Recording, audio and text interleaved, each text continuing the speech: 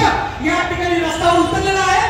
आपण त्या ठिकाणी सगळेजण लोकांचे प्रश्न मांडण्यासाठी या ठिकाणी आलेलो आहोत। मी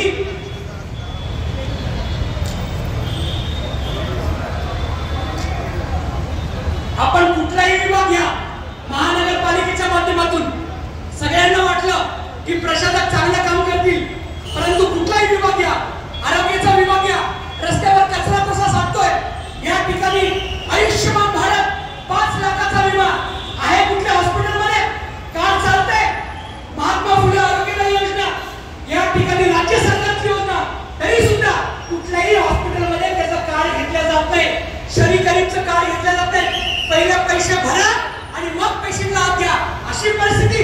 अरे राज्य सरकारची महात्मा फुले योजना, परंतु महानगरपालिकेचे हॉस्पिटल, कमला नेहरू हॉस्पिटल घ्या, दळवी हॉस्पिटल घ्या, तिथं पण चालत नाही। कोणाची फसवणूक करतात? लोकांची का तुमची स्वतःची? आणि हे अधिकारी काय करतात? केवळ आने दो पैसा आने दो, फक्त एवढंच चाललंय। सुरक्षाच्या विभागाचं काय? या ठिकाणी जे कंट्रॅक्ट